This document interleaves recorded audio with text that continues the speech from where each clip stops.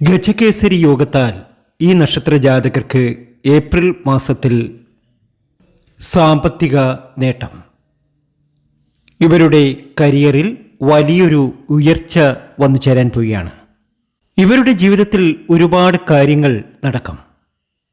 വലിയ വലിയ നേട്ടങ്ങൾ ഇവർക്കുണ്ടാകും.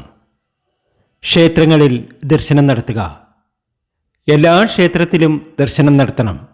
എവിടെയും ഒരു എനർജിയുണ്ട്. ദുഃഖ ദുരിതങ്ങൾ ഒഴിയണം. സങ്കടങ്ങൾ മാറണം. ധാരാളം അഭിവൃദ്ധി ഉണ്ടാകണം. എല്ലാ വീട്ടിലും വിഷ്ണു സഹസ്രനാമം ചൊല്ലണം.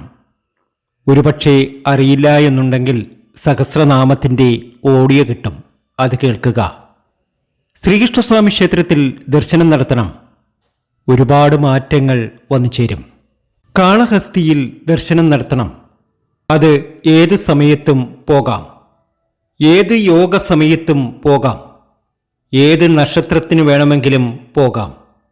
രാഹുവിൻ്റെയും കേതുവിൻ്റെയും മാറ്റങ്ങൾ ചില നക്ഷത്ര ജാതകർക്ക് ദോഷങ്ങളാണ് എന്നൊക്കെ പലരും പറഞ്ഞിരുന്നു. ക്ഷേത്രദർശനം പതിവാക്കുക. അവിടെ നിങ്ങളാൽ കഴിയുന്ന വഴിപാടുകൾ അർപ്പിക്കുക. നിങ്ങൾ ആയില്യം നക്ഷത്രമാണെങ്കിലും പൂയം നക്ഷത്രമാണെങ്കിലും ഒരാപത്തും നിങ്ങൾക്ക് വരില്ല എന്ന വിശ്വാസത്തോടുകൂടി ക്ഷേത്രദർശനം നടത്തുക. പ്രത്യേകിച്ച് വിഷ്ണു ക്ഷേത്രത്തിൽ ദർശനം നടത്തുക. ജ്യോതിഷത്തിൽ ഒരുപാട് വിശ്വാസങ്ങളുണ്ട്. ക്ഷേത്രദർശനം കൊണ്ട് നമ്മുടെ ആപത്തുകളെ തരണം ചെയ്യാൻ സാധിക്കും. പല രീതിയിൽ ഈശ്വരനെ ആരാധിക്കാം. ക്ഷേത്രത്തിൽ പോകാം. പൂജാമുറിയിൽ പ്രാർത്ഥിക്കാം.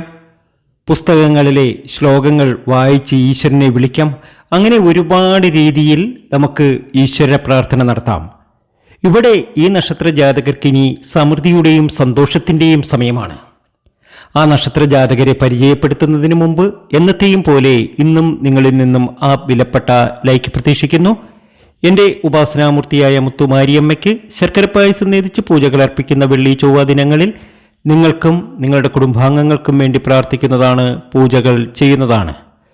പേരും ജന്മനക്ഷത്രവും കമൻറ്റ് ബോക്സിൽ ഒന്ന് കുറിച്ചേക്കുക. ആദ്യമായി മേടൻ രാശി.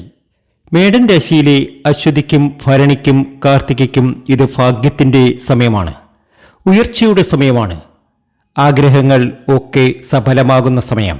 ഒരു വീട് വയ്ക്കാൻ അല്ലെങ്കിൽ ഒരു വിവാഹം, ഇതൊക്കെ നടക്കുന്ന സമയമാണ് ഇപ്പോൾ. എല്ലാ രീതിയിലും നിങ്ങളുടെ എല്ലാ സങ്കടങ്ങളും മാറി രക്ഷപ്പെടാൻ നിങ്ങൾക്ക് സാധ്യമാകും. അടുത്ത നക്ഷത്ര ജാതകർ ചിങ്ങൻ രാശിക്കാരാണ്. ചിങ്ങൻ രാശിയിലെ മകത്തിനും പൂരത്തിനും ഉത്രത്തിനും എല്ലാ രീതിയിലും സർവ അഭിഷ്ടസിദ്ധിയാണ്. കാര്യജയം, പുത്രസുഖം, ധനപുഷ്ടി, മനസ്സുഖം ഇവയുണ്ടാകും. അടുത്തത് ധനുരാശിക്കാരാണ്. ധനുരാശിയിലെ മൂലം, പൂരാടം, ഉത്രാടം ഇവർക്ക് ശുക്രൻ അടിക്കുന്ന സമയമാണ്. ജീവിതത്തിലെ ദുരിത ദുഃഖങ്ങളൊക്കെ മാറി ധനപ്രാപ്തി വന്നു ചേരും.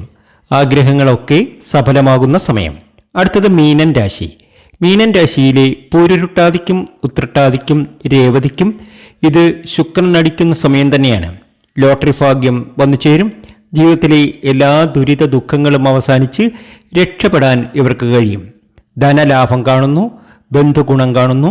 ജീവിതത്തിലെ എല്ലാ പ്രതീക്ഷകളും പൂവണിയുന്ന സമയം. ഈശ്വരനെ വിളിക്കുക, ആരാധിക്കുക. അതൊക്കെ വലിയ നിലയിൽ നിങ്ങളെ കൊണ്ടെത്തിക്കും. നിങ്ങളുടെ സകല സങ്കടങ്ങളും മാറിക്കിട്ടും. രക്ഷപ്പെടുക തന്നെ ചെയ്യും ഈ നക്ഷത്ര ജാതകർ. അങ്ങനെ വലിയ രീതിയിൽ എത്തട്ടെ എന്ന് ആത്മാർത്ഥമായി പ്രാർത്ഥിക്കുന്നു. മറ്റൊരു വീഡിയോയുമായി വീണ്ടും എത്തും വരെ നന്ദി, നമസ്കാരം.